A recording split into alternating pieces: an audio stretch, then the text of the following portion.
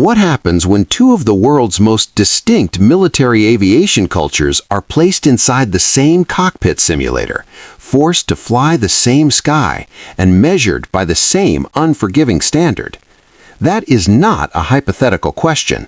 It happened. Somewhere over the Pacific theater of joint exercises, Russian and Filipino aviators strapped in side by side, and the result shook every assumption both sides had ever held about the other. This is the story of a training program nobody expected to work, and one maneuver that silenced every skeptic in the room. The year was 2019, and the Philippine Air Force was quietly expanding its partnerships beyond its traditional American-leaning framework. Senior defense officials in Manila had been watching Russia's military modernization with careful eyes. The Sukhoi Su-30 MKK jets were gaining global attention, and the Philippines, facing mounting tensions in the South China Sea, needed options. Diplomatic back channels opened up. Military-to-military contacts deepened. What began as cautious dialogue slowly transformed into something no one in Washington or Moscow had fully anticipated: a real, structured exchange program between Filipino and Russian combat aviators. Lieutenant Colonel Andrei Volkov had flown over 3,000 hours in the Su-27 and its variants. He was not a man easily impressed. Broad-shouldered, with a reputation for precision that bordered on mechanical, Volkov had trained in Siberia, flown over the Arctic, and once made an emergency landing on a fog-covered runway in near-zero visibility without losing a single instrument reading. When his commanding officer told him he would be flying alongside Filipino aviators for a 6-week joint exercise, he said nothing. But his silence, according to those who knew him, was always louder than words. Major Danilo Reyes of the Philippine Air Force had a different kind of history. He grew up in Pampanga, in the shadow of Clark Air Base, watching American F-16s slice through cumulus clouds with the casual arrogance of gods.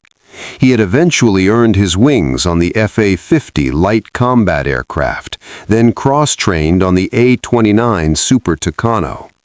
Reyes was known in his unit not for brute technical skill, but for adaptability, an almost artistic instinct for reading the air, adjusting to unexpected variables, and finding creative paths through difficult flight scenarios. He was exactly the kind of pilot you wanted in uncharted territory. The joint exercise was held at a classified facility, a detail that the participating nations never fully disclosed to the public. What is known is that it involved both ground-based simulator sessions and live flight coordination over a designated airspace corridor.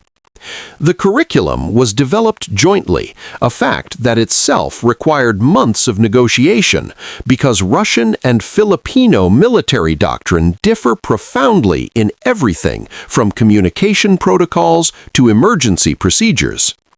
Russian aviation culture prizes mechanical discipline, strict hierarchy, and precise adherence to procedure. Filipino aviation culture, shaped heavily by American training philosophy, emphasizes adaptability, situational awareness, and what instructors informally call street-smart flying. The first week was, by all accounts, politely disastrous. Language barriers were expected and had been prepared for, with translators embedded in every briefing room. But the cultural friction went deeper than vocabulary. When Volkov's team ran through their standard pre-flight checklist, the Filipinos noted that it was exhaustively long, covering contingencies that Filipino pilots typically resolved through real-time judgment rather than preemptive protocol. When Reyes and his team demonstrated their rapid debrief method, the Russians found it dangerously informal. Neither side said anything offensive, but the raised eyebrows spoke volumes that no translation could soften. By the second week, the simulator exercises had begun in earnest. The scenario was a contested airspace infiltration. 2 aircraft teams had to penetrate a simulated air defense network, strike a designated target, and egress without being intercepted. The Russian team flew with textbook precision. Their entry angles were optimized. Their timing was synchronized to the second. Their communication was clipped, efficient, almost robotic. They completed the mission. The Filipino team, flying the same scenario, took a different approach, improvising mid-run when the simulated radar sweep changed pattern, splitting formation at an unexpected moment, and still hitting the target. They also completed the mission. Both teams were silent afterward, processing what they had just witnessed. The exercise commanders called it a draw on paper, but everyone in the room knew that something more significant had occurred. 2 entirely different philosophies had achieved the same outcome through completely different means.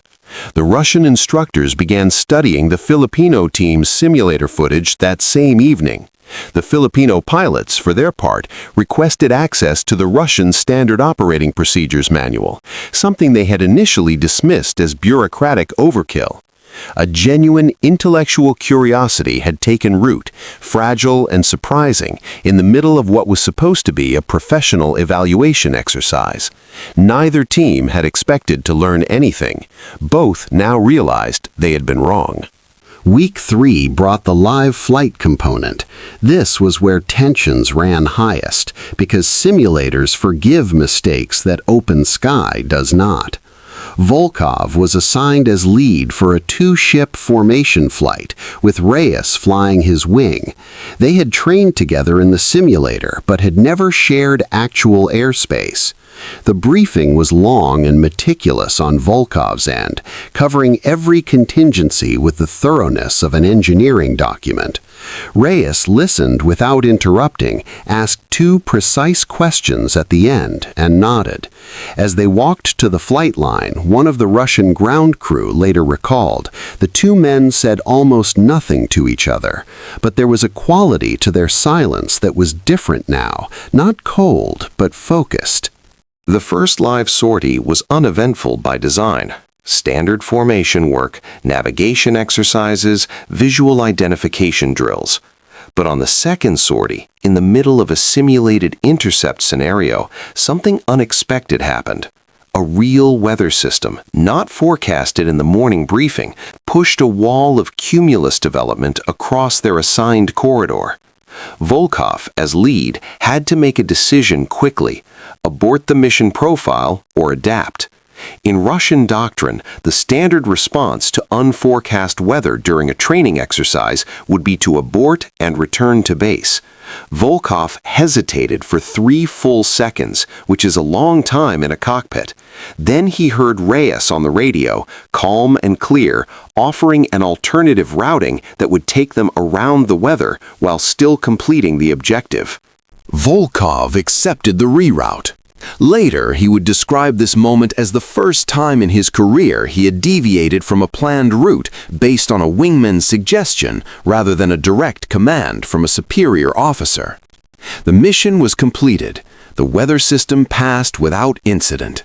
Back on the ground during debrief, Volkov said nothing about the reroute publicly, but in the private notes he submitted to his commanding officer that evening, he wrote one sentence that would later become something of a legend among the small group of officers who read it.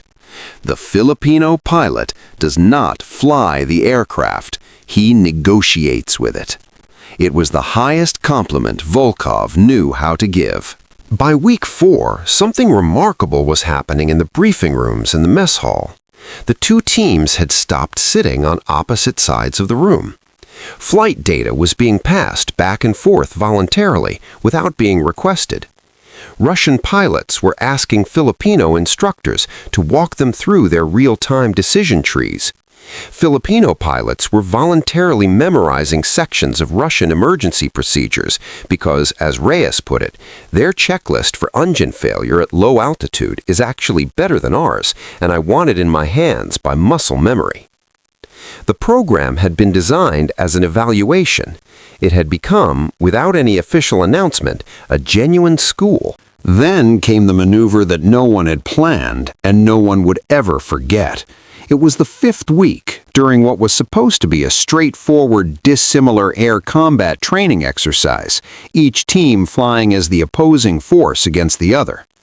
Volkov's wingman developed a simulated hydraulic issue mid-exercise and had to disengage.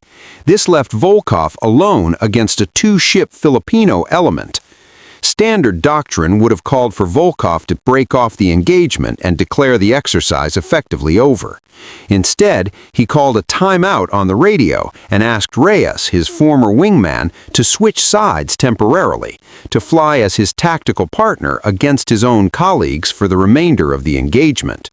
What followed was 17 minutes of flying that the exercise controllers later described as the most technically sophisticated and creatively unpredictable display of combat air maneuvering they had ever recorded in a joint exercise context. Volkov's structural precision and Reyes's improvisational instinct fused together in real time, produced an aerial performance that the opposing Filipino element could not crack. They tried textbook counters. They tried creative maneuvers of their own.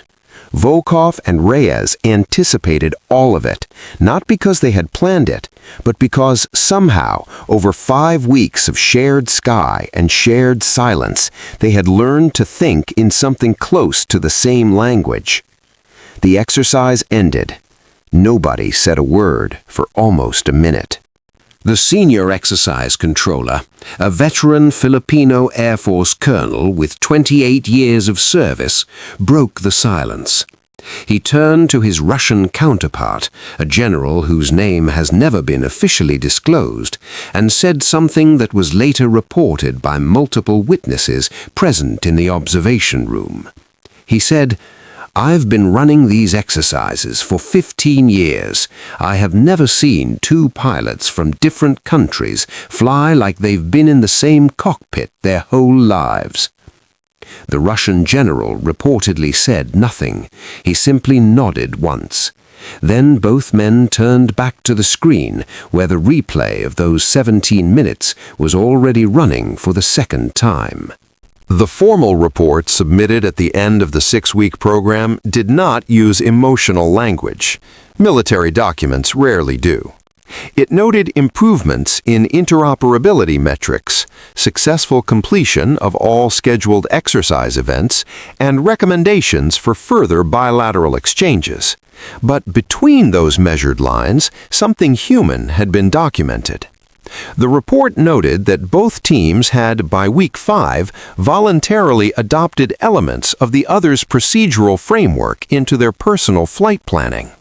It noted that informal knowledge-sharing sessions had occurred outside scheduled program hours, and it noted in careful bureaucratic language that the program had produced outcomes beyond the scope of the original training objectives. That sentence meant more than it appeared to say. For Volkov, the program changed something he had carried since his earliest days at flight school. A quiet conviction that Russian aviation doctrine was the most complete expression of what military flying could be. He did not abandon that conviction, he refined it. He returned to his unit with 2 new items in his personal flight kit: a copy of the Filipino Air Force's Situational Awareness Framework, translated by one of the program's interpreters at his personal request, and a habit of asking his wingman for input before finalizing a route, something he had never done before. Small changes, but in aviation, small changes in habit are the difference between ordinary pilots and extraordinary ones. For Reyes, the program delivered a different kind of transformation. He had always been confident in his adaptability, perhaps too confident, using it as a reason to invest less in procedural mastery than his Russian counterparts. After 5 weeks of watching Volkov's discipline in action, he came home and rewrote his personal pre-flight checklist from scratch, incorporating Russian-style contingency mapping for the scenarios he had always relied on instinct to handle. His squadron commander noticed the change within weeks. During a subsequent national exercise, Reyes flew the most technically precise sortie of his career and still improvised brilliantly at the critical moment. His commander later said it was as if he had finally found a way to be both things at once. The broader significance of that 6-week program has never been fully acknowledged in public military discourse. Geopolitical realities make such acknowledgments complicated. The Philippines maintains its alliance with the United States, and any visible military warmth toward Russia carries diplomatic implications that no foreign ministry handles lightly. But within the tight community of people who study military aviation culture and interoperability, the program became a reference point. It was cited in at least 2 unpublished defense research papers as evidence that doctrinal differences between major aviation traditions are not obstacles to cooperation. They are, when approached with genuine openness, assets. 2 traditions, brought together honestly, can produce something neither could produce alone. The sky over that undisclosed airspace has long since forgotten the contrails Volkov and Reyes left behind, but the lesson those contrails traced remains. Military aviation, like all high-stakes human endeavor, is ultimately a conversation between pilot and machine, between theory and reality, between what doctrine tells you to do and what the moment demands. Russian and Filipino aviators, products of entirely different worlds, discovered that their conversation, when finally attempted, was more fluent than either had imagined. One maneuver did not resolve a geopolitical debate, but it resolved something more fundamental, the ancient human question of whether people raised in different traditions can truly understand each other when it counts. Volkov and Reyes answered it at 30,000 feet.